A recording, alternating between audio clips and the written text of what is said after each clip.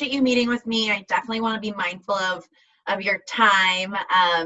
The big sip, I don't know if you've had a moment to tune in and check out the episodes that have been popping up, but really what inspired me to do this, I know you met me when we were, putting on that incredible event that I'm still so grateful for. I talk about it all the time. I'm like, Kashy is like the greatest person ever. Like, he was so all about not just the movement, but you were genuinely behind this idea of bringing cultures together, of bringing, a wide variety of different people to understand that it takes all of us to try to create a world that reflects a community that looks exactly like our makeup. So I'm very grateful for you for that. And so this whole series was really inspired by people who are in the wine industry, people who are in the media, arts, entertainment industry, in the culinary industry, things that also are very deeply rooted within Napa Valley, but tend to just have sometimes maybe one-sided narratives. And so, I wanted to utilize my position, my position here at the radio station to really try to tell more stories, stories that come from, people of color, people who want to sort of are industry disruptors almost, which, getting to meet you and also just doing my own research on you and finding out about the incredible things that you've done. I mean, I was reading even on the Ashes and Diamonds bio, like all of the different branding that you've done for multiple companies all over the world, as well as the awards that you've received for some of the videos that you've been able to produce, and how, at the common core, the thread that brings all of those things together is also your love for bringing in those cultural experiences, bringing in those stories, those narratives from a wide variety of different people, and being able to highlight that. So I was excited. I honestly, you're saying all these things deep inside. I'm just a fat little boy who likes to be lazy and watch TV. And so as you get older, you have to shed your baby fat, so to speak. So I work hard not to be who I really am, which is ultimately just a foodie who likes to eat and drink and eat potato chips and watch movies. That's who I really am. What are you watching right now that it's the holiday season? Oh, a lot of good stuff. I saw this Netflix movie, Mank. That's about the screenwriter of Citizen Kane. Mm-hmm. I have watched, I'm really excited to see Nomadland, which is directed by an incredible female director of Asian descent, actually. Very cool. And she did the movie, I believe it's called The Writer. It's a movie about a rural town in, I believe, Texas. And it's about a cattle herder. Anyway, she made that movie earlier, and now this is her sort of bigger movie with Frances McDormand. And I'm sort of scouring, trying to find a way to watch it, because of course in Los Angeles we're very much on lockdown here, and Mm-hmm. the theaters aren't open. So yeah. Mm-hmm. But well, I love movies. Obviously, I named the winery after a movie, so I really do love movies. You named Ashes and Diamonds after a movie? I don't mean to cut you off, but in fact, the home I'm in right now, mm-hmm. In Los Angeles, was owned by Ben Margolis. Do you know who Ben Margolis is? I don't, but I'm excited to learn right now. Ben Margolis was the attorney for the Hollywood 10, the 10 screenwriters, including Dalton Trumbo, who were accused of being communists, and they were blacklisted in Hollywood. And that lineage, and that the way people tend to have one-directional thinking and cast out people, whether you're on the right or on the left, is something that I think is so toxic. Mm-hmm. And what he represents is something very important to me. So being in this home is very important to me for that reason. Yeah, and I think you mentioned something important, which I think we've seen a lot of, especially this year, given the political turmoil, the civil unrest that happened. There was almost like this cancel culture where people couldn't even engage in conversations anymore to even try to, again, not justifying or saying either side which one's right, which one's wrong, but Yeah. in order for us to gain a better understanding and really acknowledge and learn about people's experiences, you have to have a conversation. And it's Yeah. almost as if this year people just weren't even willing to engage in that. It was like, if you don't think this one way, it was that you were an outcast. We immediately just removed you from the picture. There is no, engaging in a conversation or trying to understand, or even just trying to understand someone's thought process. I'm Gabrielle. I'm nobody's dog. It's like I'll vote Democrat. I voted for Ralph Nader in 2000, but I'll vote for the next Republican if he can do a better job for the country. I'm definitely an independent, independent thinker. I voted obviously for Biden for obvious reasons. But I think, like, unfortunately, dogma, whether it's in winemaking, you have these natural winemakers who are dogmatic, who refuse to maybe add a teeny bit of SO2 so their wine doesn't spoil. When you have the opportunity not to use SO2, fantastic. You make a 0-0 wine, but when the wine needs it, you add a little bit. And I just see a lot of comparisons with whether it's with wine, religion, politics. There's the sheep, and then there's the shaman, and to me, it's very important to be an independent thinker and lead and follow with your heart rather than 100%. simply put yourself in a box that's branded. 100%. I absolutely agree with you. And I think, a lot of that independent thinking, as you just said, that's something that's important to you. It's how you lead your lifestyle.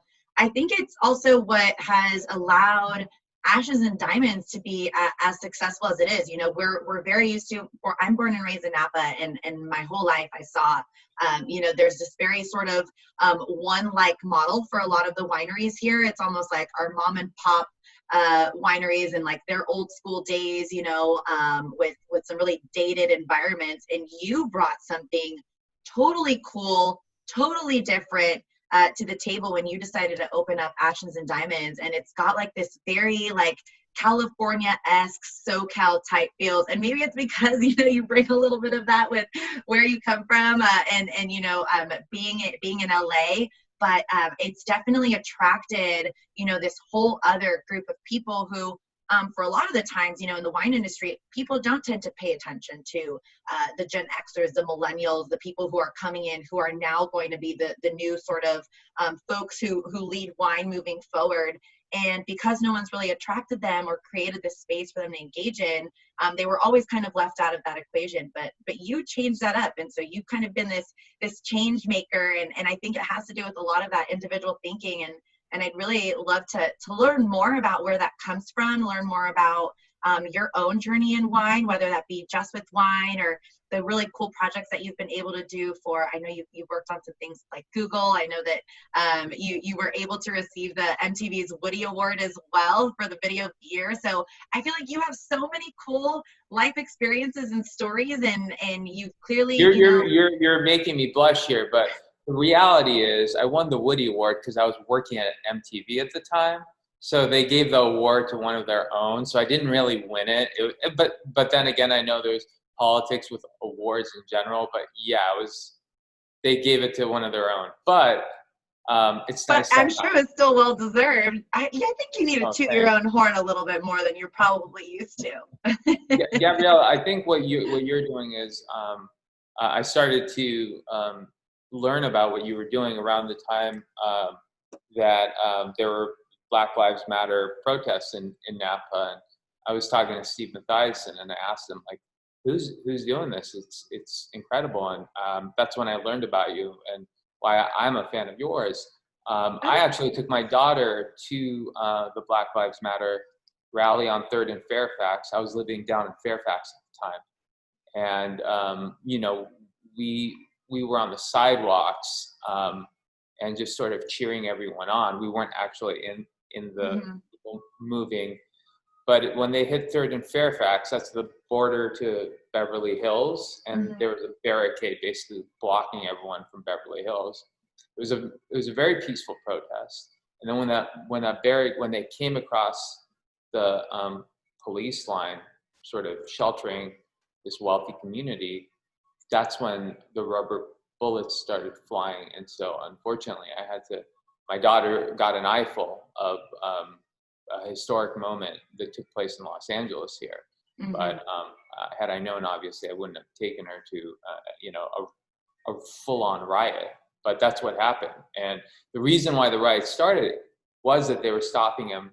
It's not reported, but the reason why the riot started in Los Angeles was that very moment where they were blocking the protesters from just crossing through Beverly Hills.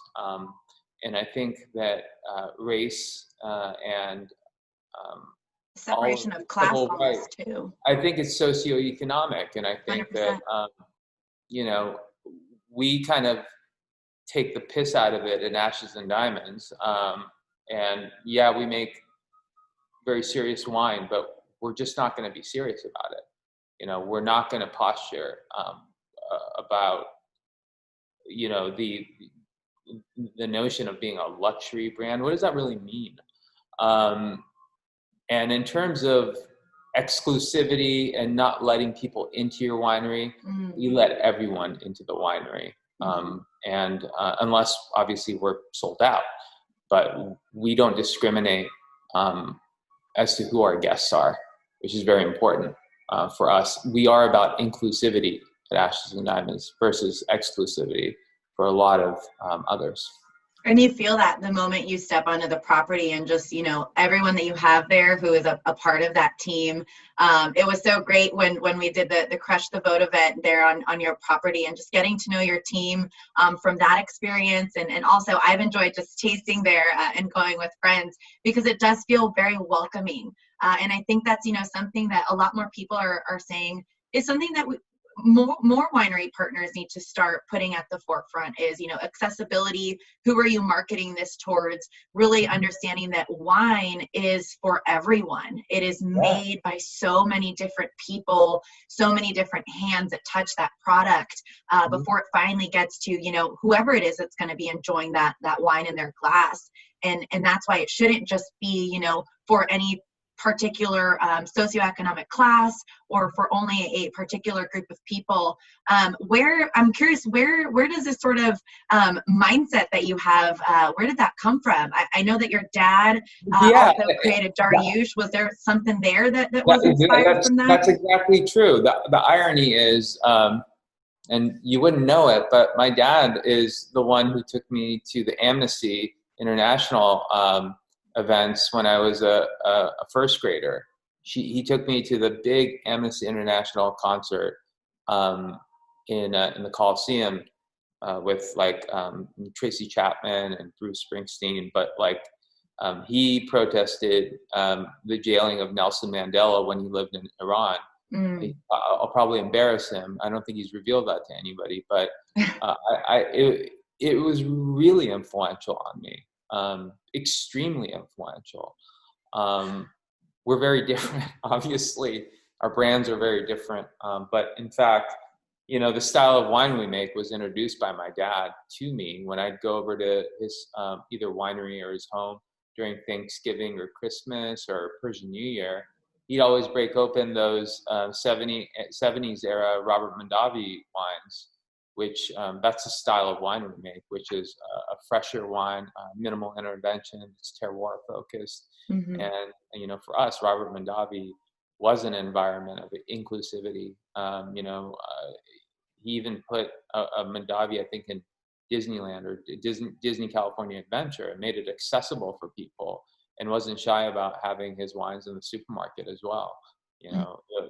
To me, what him and that family represents is what Napa Valley is at its best. And there's Opus 1 too, and that's a little bit more, I guess, exclusive, if you will. But read a little bit about the early days of Robert Mondavi, and it was about community, and it was about bringing people together. Who played it? I think, was it a very historic African-American performer. I believe it wasn't Shirley Bassey. It was a very prominent soul singer. Played at Robert Mondavi Winery. Sergio Mendes played at Robert Mondavi Winery. I mean, bear in mind that's in the 70s, 60s, and 70s. Mm-hmm. Very different era. Right. And that's just it's super cool. I think. I think that when you speak about Napa Valley, you have to talk about Robert Mondavi and the Mondavi family, and they're very influential, and they've been very kind to myself, and they've been kind to my dad, what they built is what Napa Valley is. So. Mm-hmm. And I like that you specifically highlighted the community that comes together, because that's what wine should do. Yeah. Wine is supposed to bring people together, whether it's around a table, super formal, or you're willing to do something informal, and but the basis of it is, this beautiful product that people get to enjoy with each other, whether they're talking about it or just enjoying each other's company through it. That's what it's all about, and that's the exact emotion that gets elicited whenever I've been on your property at Ashes and Diamonds. So hats off to you and to what you've been creating and what you've been able to build. I really truly get inspired seeing. You're reminding me right now I was gonna make a T-shirt that says "Cult wines suck," but I didn't do it because I don't want to upset anybody. but like cult anything, I'm just anti-cult. I know like the youth culture romanticizes cults and cult fashion.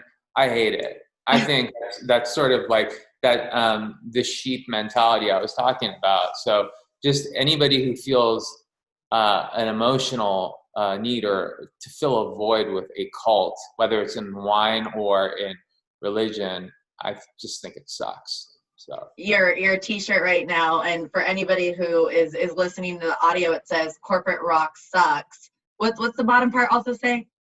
Oh, it's so corporate rock still sucks. Still sucks. Reminds me of Kurt Cobain when he showed up on the cover of Rolling Stones magazine. Well, he copied this. It was from SST, which is a punk rock record label in where I grew up in Southern California, in the South Bay of Southern California, and Black Flag, Minutemen, all those punk bands of the early '80s. They all came out of that region. Red Cross came out of where I grew up in Palos Verdes and in Hermosa Beach. So I was very much ingrained in that community and what they represented and their lyrics. And I became friends with a lot of them growing up. And still to this day, like that's my religion, really, is what they spoke about. You should read those lyrics if you get a chance. I mean, I think punk is written off because it's not eloquent, but punk is about raw emotion and marching to the beat of your own drum. Yeah, exactly. So yeah, you seem to do that a lot in every sort of facet that you're involved in, is this individuality that you really want to bring to the table. Talk to me a little bit more about that. Yeah, I think that's really important. It was something that I was raised with Amnesty International, with punk. That's just how I was raised. And I just think coming from a country, an oppressive country like Iran, which, I'm very proud of where I'm from, but I'm not proud of what happened to it. Mm-hmm. Their government is a theocracy. And so I don't believe in that. I think Iran was beautiful in the 70s. They had a very progressive art and cinema culture. And, in the 70s, they had, in the 70s, even in America, like the pornographic art house movies, they weren't like, they were very new. It wasn't like they were your typical, what's been known as pornos. They were like art films back then. It was very different. They had those in Iran. Andy Warhol did portrait of the queen. It was a very progressive culture, and it sort of backfired, and it turned into a theocracy. So I think my heritage probably has a lot to do with that. What part? About not that sort of like mind control. I'm not a fan of. Right. And so you draw a lot of inspiration then seeing, maybe historically what's happened there and what you want to do differently here in your own So space. yeah, I think it's love thy neighbor and lead with love. Mm-hmm. Don't yeah. I just don't have tolerance for like violence or hate. Yeah. Like, Yeah. It's that's why I was so against Trump, amongst a zillion other reasons. But like um, the vitriol that came out of his mouth. I think the country is just healing right now, which is great. Hey, by the way, it's great that he won, right? Like that's what it was all about when we did our thing together. we So. did do our thing. We did our thing. It was so great to know. And Megan and I still talk about this all the time, how, that event and just the entire People's Collective for Change Crush the Vote campaign, we were able to register and impact over 350 different individuals. So, although maybe to some folks it's like, oh, it's a small number in comparison to, how many people can vote, but hey, every number counts, and that was the whole reason for why we went out and did that is, giving people that power, letting them know, that they do have the ability to make the difference, whether it's going to be in wine, whether it's going to be in the arts and the media industry, whether it's going to be, politics and something that, changes that people want to see. There are change makers here who are hungry for the world to reflect a little bit more of something that looks like them. And definitely a world where I completely agree with you. Basic rule to me, that golden rule is treat others the way you want to be treated, love thy neighbor. It's really the only thing that we need to do if we want to see ourselves go into a positive direction. I definitely agree. Yeah. So I want to know more about, I guess, your experiences. You mentioned, coming here from Iran at a very young age.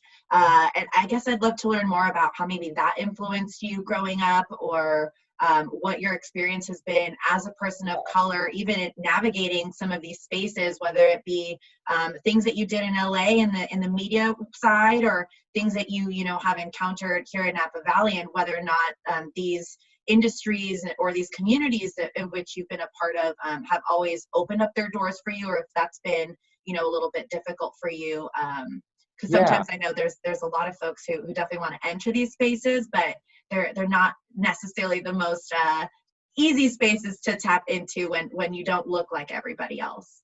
Yeah, I never have. Especially in the early '80s, being Iranian wasn't very popular, and I don't think it's much more popular now.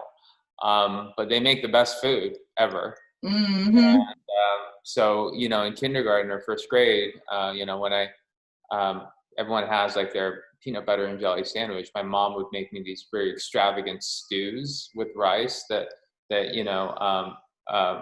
don't necessarily look like the aesthetic that most youngsters are accustomed to seeing, but like I was ridiculed for the food I ate and by our culture.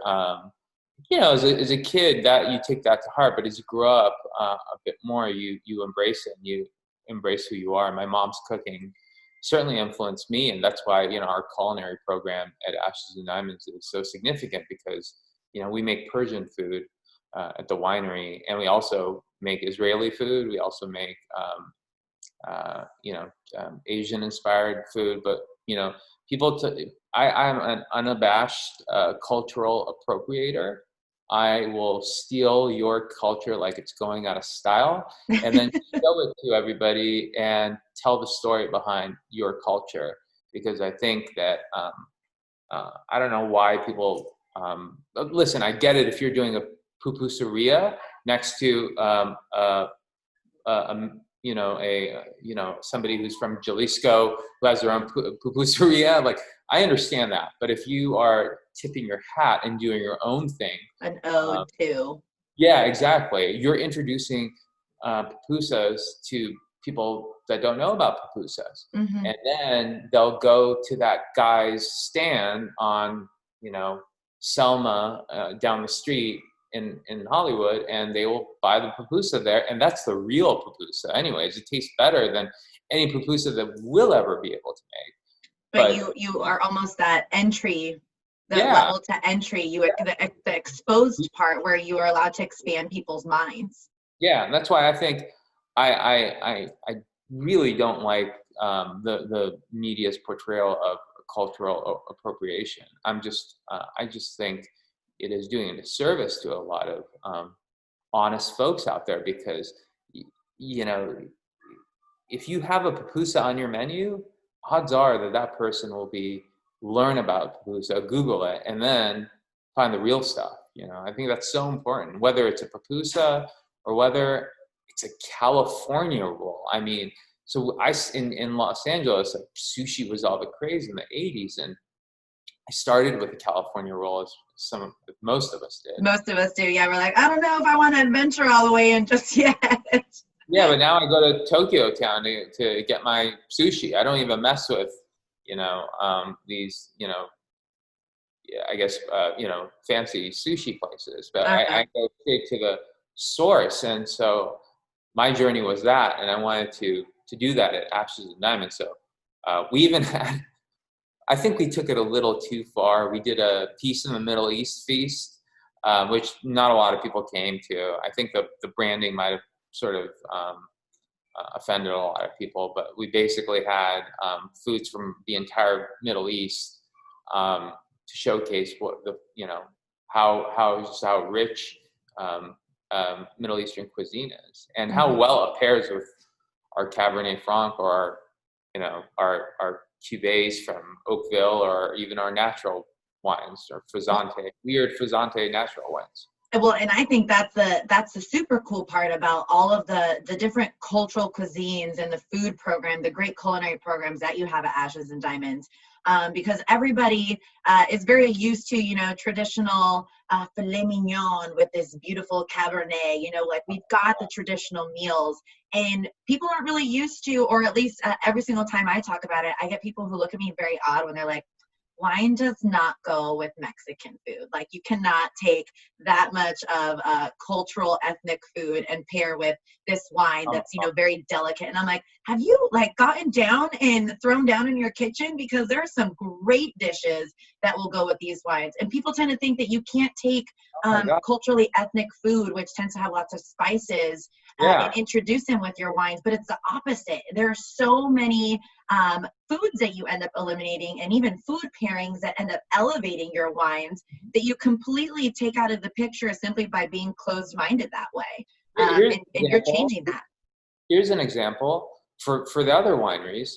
Why not pair your high alcohol residual sugar Cabernet with some mole that has sugar in it? It's like, that's a Mexican food. And mole is phenomenal. I'll take, I'm not going to name names, but use your imagination. The those big wines that have residual sugar that are really soft, that would go, it'd be a marriage made in heaven with mole.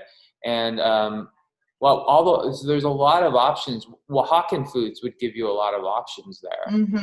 I love Oaxacan food. Yeah, absolutely. And I think that that's where people can challenge themselves to kind of get a little bit more creative, think outside of the box, without naming any names, because obviously we want to be respectful for everybody in the industry. But what do you see as sort of some of the biggest challenges that are facing a lot of these wineries that have that old school mindset, as opposed to being willing to engage in new creative spaces and trying to attract new consumers, younger generations, and sort of changing up that landscape? Yeah, I'll use a great example of, what my dad has done. He's honest about the wines he makes and who he is. He's not trying to be cool, which I think is even worse. Like, you just have to be yourself. And I appreciate that more. Like, the worst thing is when a historic heritage brand tries to rebrand itself as young and hip and does all the wrong things. I think that, what's cool about what my dad is doing is, he's actually just continuing on his trajectory. They introduced the culinary program, and I keep telling him like to do more Persian foods, but he definitely has been incorporating that accents of it in his culinary program, which is a way I think for him to continue to connect with a new audience without sort of like rebranding and trying and doing in a contrived way, trying to be cool.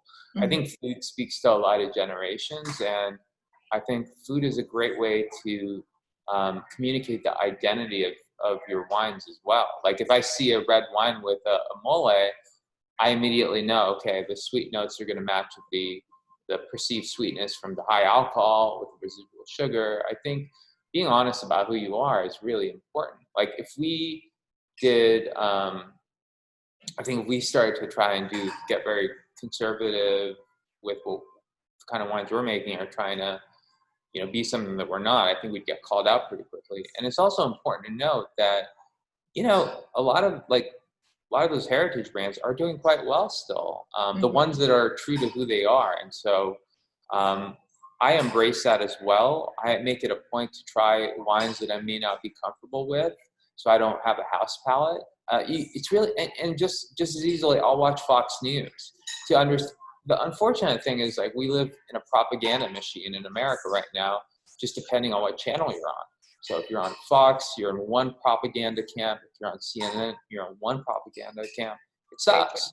I wish it was more united. So I have to watch, sometimes I'll watch PBS, BBC, Fox, and CNN just to pick and choose and have a sort of a vortex where all that information goes to, where it all makes sense, because there's more than one point of view.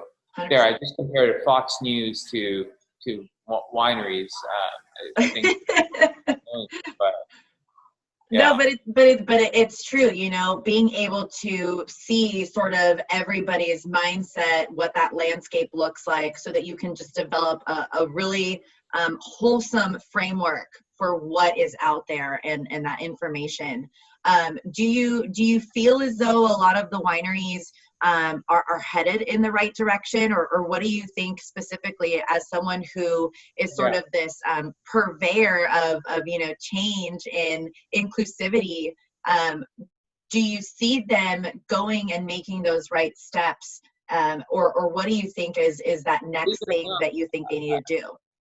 I do, and a lot of them are. I think, I think, I started out with a closed mind, but I've sort of fallen in love with the Napa Valley of today. There's a lot of producers out there that may not make wine like our style, but have a lot to offer.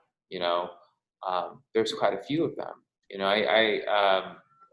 Just to name a few, I really like Clos du Val. I like what Diana's family is doing, Snowden. It's great wine. Mathiasen, of course, but they're more. Mathiasen. They were great to have at the event. But my dad's doing a great job. Even I can't quite afford it, but Promontory, that they make exceptional wines. But they are a cult wine, but they're not. The quality is there. I mean, they're not culty, unnecessarily culty about it. They make. Hey, I think a lot of people are just jealous because they can't have a bottle. I mean, $350 or $500 a bottle, that's a lot to spend on a drink. But if money wasn't an object, I mean, they do a killer job with their wines, as does Continuum, which is the extension of the Mondavi family. Those are exceptional wines. So, yeah, I think, as long as people continue to make great wine and honest about who they are, Harlan's honest about who they are. My dad is honest about who he is, and Continuum is honest about who they are. Man, it's a bright future. If we can get a hold of the annual fires, and if we can get a hold of climate change as a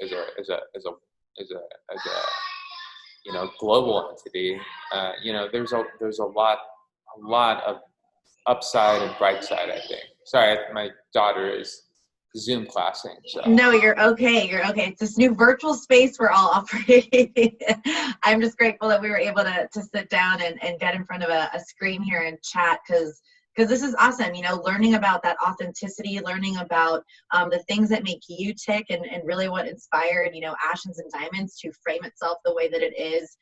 As more people start to engage in these conversations and start to say, there needs to be this change in the industry where we bring in more voices of people of color, and provide more people of color with access to even career opportunities, employment opportunities, all of these things.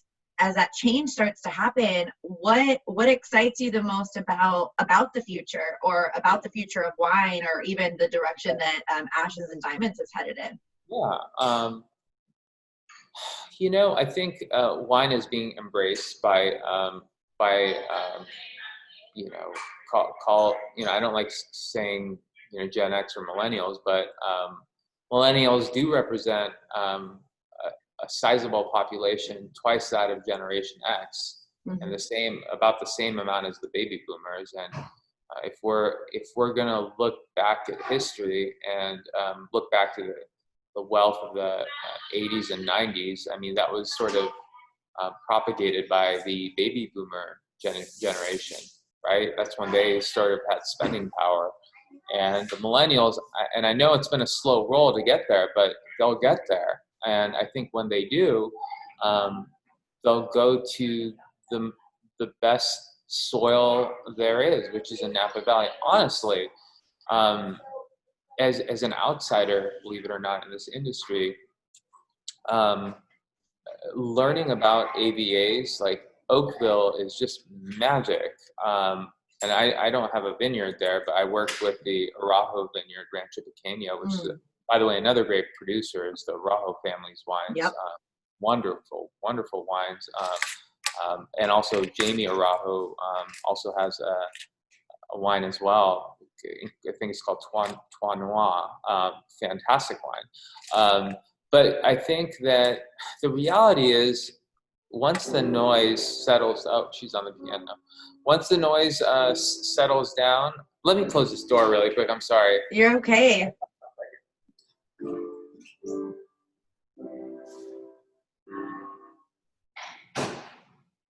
Sorry. No need to apologize. All good.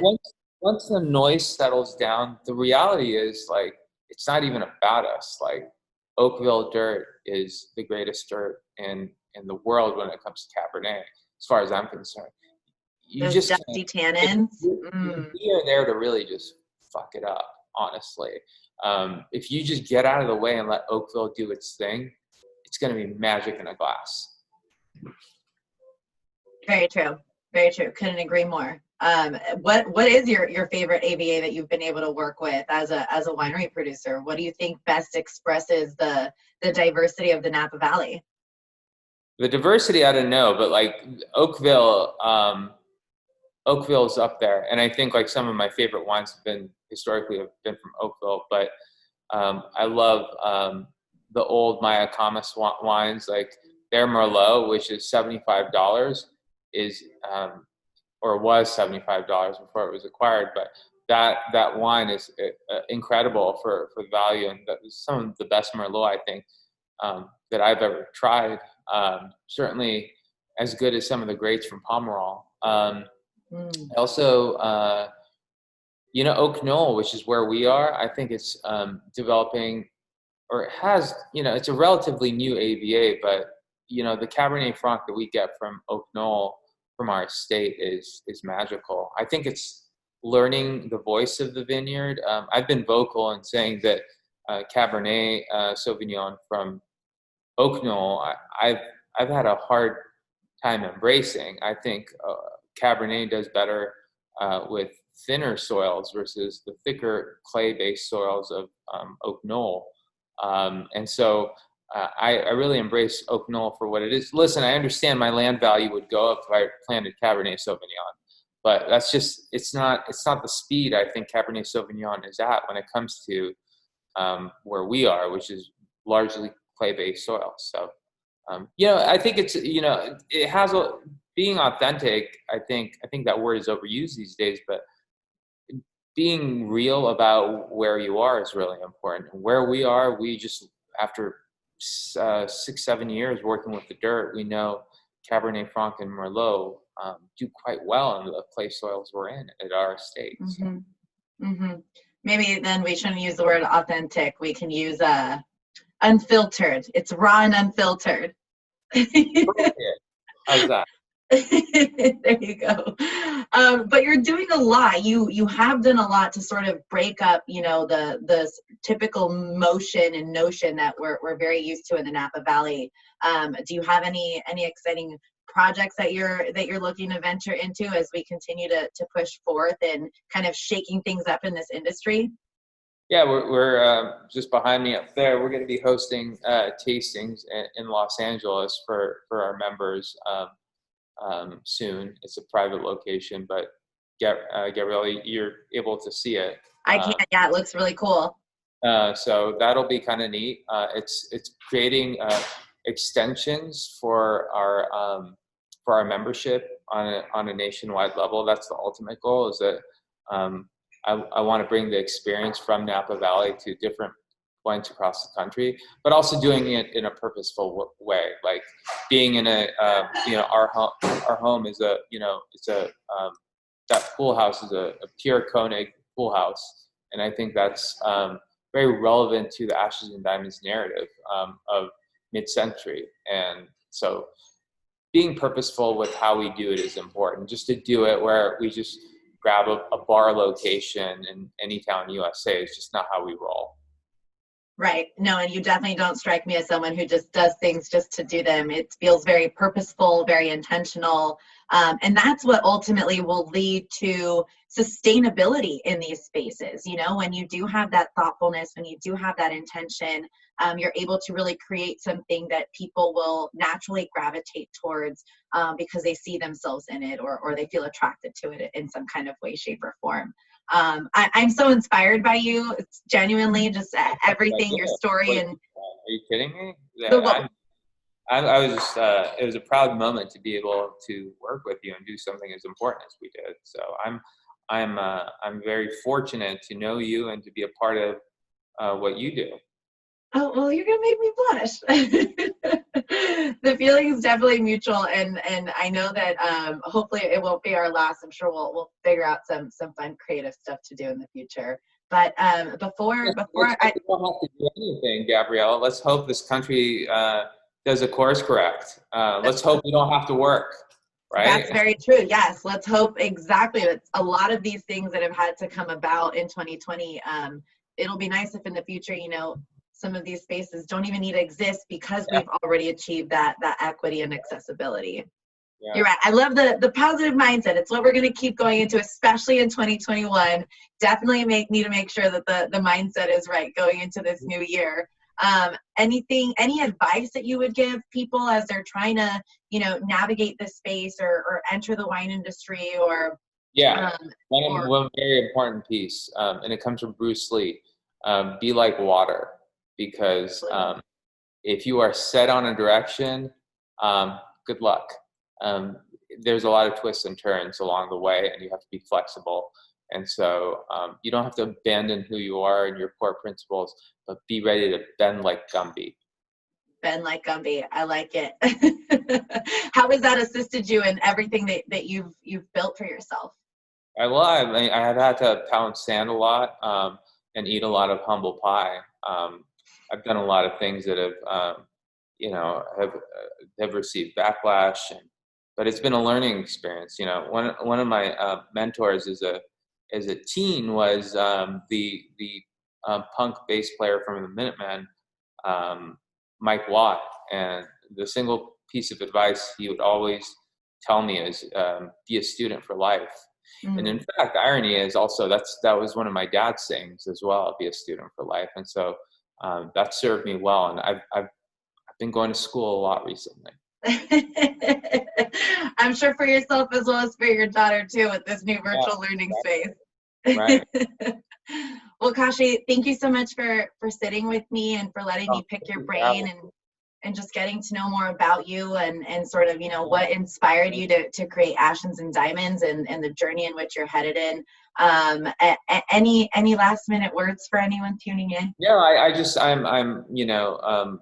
think what you're doing is, it's so necessary. And when the protests happened down in LA, I was texting Steve and saying, of course, Napa's voice won't, be as loud as ours, but somebody should do something. And he wrote me back and said, somebody is doing something. And then he told me about you and what you're doing. So it's great that Napa has somebody like you out there to blow the whistle. Oh, thank you. I really appreciate that. I really, truly, genuinely appreciate your kind words. And it's interesting because it's not something that, I thought I would be in per se as sort of that lead person, that face that's leading the charge. But as everything kept unfolding, you sit there and you can either do one of two things. You can say, I'm not okay with this, and throw your hands up in the air and say, well, like, what can I do? Or you can recognize that there is no one that's going to come down and wave a wand and save people, and that what it takes to do the work is just you as an individual doing the work and saying, like, hey, we might not look the same way as, things that are going on in Baltimore, or things that are going on in, other cities that I'm sure see the extent of police brutality and systemic oppression at the rate that we do. But it doesn't mean that there aren't things that are also happening here that need attention being called to. Gabrielle, here's to Browner Napa Valley.